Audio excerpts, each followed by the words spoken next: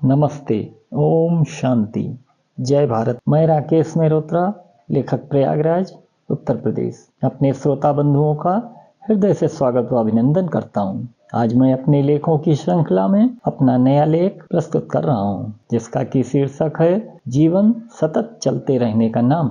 आशा करता हूं कि यह लेख आपको अवश्य पसंद आएगा और आप अपना स्नेह व प्यार इस लेख को लाइक, सब्सक्राइब व कमेंट के माध्यम से अवश्य ही प्रदान करेंगे। जीवन सतत चलते रहने का नाम। मानव जीवन किसी ठहरे हुए अर्थ का नाम नहीं है। यह सतत गति व सजीव क्रिया का उत्सव है। अर्थ कोई ऐसी भविष्य की वस्तु नहीं है जिसे संग्रहित किया जा सके, बल्कि यह वर्तमान की क्रियाशैली है। जब हम पूरी सजगता के साथ कार्य कर रहे होते हैं, जीवन वहीं स्पंदित होता है जहां कर्म व चेतना सक्रिय होते हैं। जीवन की सार्थकता किसी अंतिम उपलब्धि में नहीं है, बल्कि उस निरंतर प्रवाह में है जिसमें मनुष्य स्वयं को सक्रिय रूप से संलग्न रखता है, और यह प्रवाह ही जीवन है। चलना केवल आगे बढ़ना मात्र नहीं है, अपितु अपने अस्तित्व को स्वीकार करना है।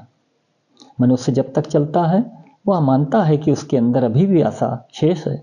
वह मानता है कि सीखने की क्षमता भी जीवित है और बदलने का साहस बाकी है। गति तो आत्मा की श्वास है। जो व्यक्ति चलना बंद कर देता है, वह केवल ठहरता नहीं है, अपितु अपने अंदर के जीवन से वियोग अनुभव करने लगता है। यद्यपि ठहराव शरीर को विश्राम देता है, परंतु जड़ता आत्मा को थका देती है। जड़ता एक तरह की आध्यात्मिक मृत्यु है जो शरीर से पहले आत्मा को निष्प्राण बना देती है। गति में विश्वास होता है, जबकि ठहराव में डर। लगातार गतिशील रहना ठहराव, निराशा व संदेह के विरुद्ध एक सौम्य विद्रोह है। मनुष्य का बढ़ता प्रत्येक कदम यह बतलाता है कि मैं अभी समाप्त नहीं हुआ हूँ, क्योंकि जब मैं चलता हूँ तो अपने अस्तित्व से संवाद करता हूँ। मेरे विचार खुलते हैं, बोझ हल्का होता है और अंदर का मौन बोलने लगता है, और रास्ता स्वयं मेरे पाँव के नीचे निर्मित होता चला जाता है। अतः मैं यह समझ पाता हूँ कि जीवन किसी निष्कर्ष का नाम नहीं, बल्कि उस निरंतर गतिविधि का नाम है जिसके बिना आत्मा नष्ट हो जाती है। चलना तो साहस का प्रतीक है। विपरीत इसके जो केवल परिणाम चाहता है, वह थक जाता है, क्योंकि उसका दृष्टिकोण सीमित होता है। अतः हमें लगातार गतिमान बने रहना चाहिए, जिससे जीवन की गति भी बनी रहे और हम अपने अंदर की रोशनी से भी जुड़े रहेंगे। मानवीय प्रकृति का मूल स्वभाव अपनी परिधि को लांघकर अनंत विस्तार देना है। ऐसा न होने पर मानो मन क्लांत व कुंठित हो जाता है और उसकी गति ऐसे मंद पड़ जाती है, जैसे एक वेगवती नदी मार्ग अवरुद्ध होने पर दूषित हो जाती है।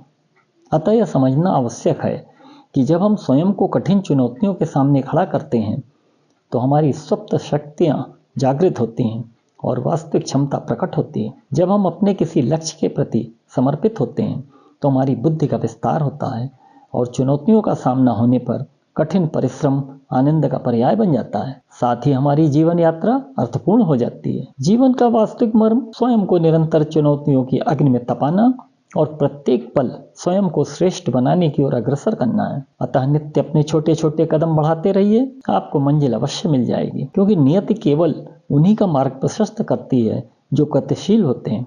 विपरीत इसके यदि हम ऐसे परिवेश में जकड़े हुए हैं जहाँ न नवीन ज्ञान का प्रकाश है और न उन्नति का कोई द्वार, तो स्नेह स्नेह हमारा उत्साह क्षीण हो जाएगा, जिज्ञासा की लौ बुझ जाएगी और आत्मविश्वास का स्तंभ डगमगाने लगेगा। मनुष्य मूलतः क्रियाशील प्राणी है। सोचना, रचना करना, खेलना, संवाद करना जीवन की सारी अभिव्यक्तियां हैं। वर्तमान क्षण में सजग रहकर की गई क्रिया ही सच्चा साध्य है। जब हमारा कर्म आनंद से उपजता है, तब थकान का अनुभव नहीं होता और कर्म में तत्परता बनी रहती है। कठिनाइयां तो जीवन में आना स्वाभाविक है। जीवन तो गलती करने व सुधारने की सतत प्रक्रिया है, और विजय उन्हीं को मिलती है जो अपनी कल्पना व साहस दिखाते हुए अपनी मंजिल तय करते हैं। अतः अपने प्रत्येक विचार को परखें व गहराई से समझें। हमारा जीवन तो एक पुस्तक की तरह है, जिसके प्रत्येक पृष्ठ में एक नई सीख छिपी होती है। ज्ञान ही इसकी शक्ति है। यह एक ऐसा दीपक है जो अंधेरे को चीरता है। यह केवल पुस्तक तक ही सीमित नहीं है। जीवन की प्रत्येक घटना एक सबक की तरह है। इसे खुले मन व मस्तिष्क से सीखें। हमारे जीवन का प्रत्येक पल तारे की तरह चमक रहा है और निरंतर बर्फ की तरह पिघल भी रहा है। हमारे इर्द गिर्द मेहनत व जुनून की अनेकों कहानियां बिखरी पड़ी हैं। बस हमें एक कुम्हार की तरह अपनी जिंदगी को मेहनत व समझदारी से गढ़ना है। जैसे कुम्हार मिट्टी से तरह तरह की आकृतियां उकेरता है, उसी तरह हमें मेहनत व ईमानदारी से निरंतर अग्रसर होते रहना है। लेख को आगे बढ़ाते हुए अब हम बताना चाहते हैं कि प्रकृति ने हमारे अंदर संघर्ष के रूप में सबसे चतुर तंत्र रचा है। यद्यपि संघर्ष पीड़ा देता है, मगर इनका सामना कर जीवन की कश्ती को पार उतारने में ही व्यक्ति निखरता है। सोना भी आग में ही तप कर निखार प्राप्त करता है। याद रहे, इतिहास में हर सफल व्यक्तित्व ने अपना नेतृत्व संघर्षों की भट्टी में तपाकर ही प्राप्त किया है। प्रकृति भी हमें यही बतलाती है कि मजबूत वृक्ष वे नहीं है जिन्हें सुरक्षा मिली हो, बल्कि वे हैं जिन्होंने खुले मैदान में तूफानों का सामना किया हो। कठिनाइयां और संघर्ष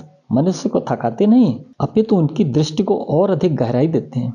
यह हम पर निर्भर करता है कि हम अपनी कठिनाई रूपी दरारों और खरोंचों को फिर से सुनहरा कैसे बनाते हैं। हमारे यही संघर्षों के निशान गौरवशाली मेडल की तरह होते हैं। टूटना कोई अंत नहीं है, यह रूपांतरण की शुरुआत है। हमें जीवन की नाव चलाने के लिए तूफानों में प्रवेश करना ही होगा। जैसे कि जहाज का कप्तान ऊंची लहरों के मध्य खराब परिस्थिति में नाव को नियंत्रित करना सीख जाता है। इसीलिए अपने अंदर विकास की आग को हमेशा प्रज्वलित रखें। हमारे छोटे छोटे शांत व ईमानदार प्रयास समय के साथ बदलाव की नींव रखेंगे। मैं तो यह भी मानता हूँ कि सच्चा परिवर्तन बाहर से नहीं, हमारे अंदर से प्रारंभ होता है। आत्म मंथन एक कठिन प्रक्रिया है, परंतु यही सबसे विश्वसनीय मार्ग है। प्रत्येक सुबह एक नई शुरुआत की तरह देखें।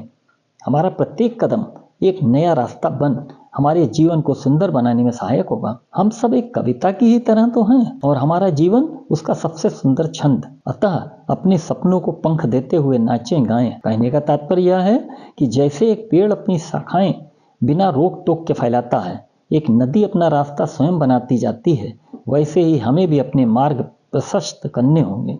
इसको अब हम दूसरी तरह समझाने का प्रयास कर रहे हैं। जीवन एक ऐसा रंगमंच है जहां हम अपनी कहानी स्वयं ही लिखते हैं, क्योंकि जीवन का कोई निश्चित अर्थ नहीं है। जीवन एक खाली कैनवस है और हम सभी एक चित्रकार। हमें अपने मनचाहे रंगों को इसमें भरना है। पूरे समर्पण के साथ यह कहानी तभी पूरी होगी जब नायक नायिका अपने हिस्से की चुनौतियों को जीत लेते हैं। सच तो यह है कि जितनी बड़ी चुनौती होगी उतना महान कहानी तैयार होगी।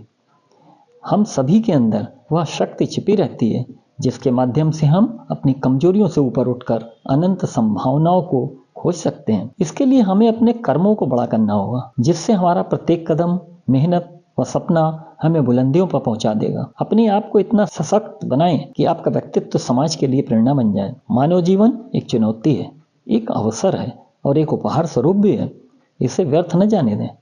साथ ही हमेशा जीवन जीने का ऐसा प्रयास करें कि प्रत्येक दिन जैसे जीवन का आखिरी दिन हो। मैं स्वयं रोज सुबह शीशे को देखकर पूछता हूँ कि यदि यह मेरे जीवन का आखिरी दिन होता तो क्या मैं इसे इसी तरह व्यतीत करता? तो उत्तर नकारात्मक आता है। तब मैं समझ जाता हूँ कि अभी बदलाव की और आवश्यकता है। यही नए फैसले लेने के लिए मुझे प्रेरित करता है। बाहरी अपेक्षाएं, अभिमान, शर्मिंदगी व असफलता का डर मौत के सामने बौना पड़ जाता है और हमारे शिखर पर पहुंचने का मार्ग प्रशस्त हो जाता है। अतः मृत्यु एक उपयोगी लेकिन विशुद्ध बौद्धिक अवधारणा है। मृत्यु संभवतः जीवन का सबसे उत्तम आविष्कार भी है। यह जीवन का परिवर्तन एजेंट भी है। यह पुराने को हटाकर नए के लिए रास्ता बनाता है।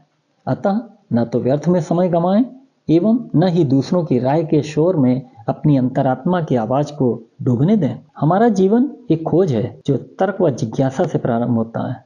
तलाश जारी रखते हुए सतत अपने मार्ग पर अग्रसर रहें। यही हमें जीवन के गहरे अर्थ तक पहुंचाएगा। यही अनुभव का क्षण हमें जादुई स्थान तक ले जाएगा, जहां हम अपने असहज नृत्य को स्वीकार कर पाएंगे। यह ध्यान में रखना होगा कि अनुभव हमें संदेश देता है कि अगर शांति पाना है तो जीवन की आपाधापी में रुककर अपने अंदर झांक कर देखो कि कहीं न कहीं एक विशाल एवं फलदायी एकांत विद्यमान है। इस भीतरी यात्रा में संगीत व पुस्तकें हमारी सहचर होती हैं। जो व्यक्ति यात्रा नहीं करता, पढ़ता नहीं और संगीत नहीं सुनता, वह अपने अंदर की गरिमा व सौंदर्य को नहीं पहचान पाता। धीरे धीरे वह नश्वरता की ओर बढ़ने लगता है। जीवन केवल श्वास लेने का नाम नहीं है। हमें अपनी संवेदनाओं को भी साथ ही जीवित रखना होगा, क्योंकि जीवन का उद्देश्य पूर्णता की खोज है। हम अपने जीवन को विज्ञान की तरह देखें, जहाँ हर अनुभव एक प्रयोग है जो हमें सत्य के निकट ले जाता है। अपने प्रत्येक कर्म को नैतिकता के तराजू पर तौलें।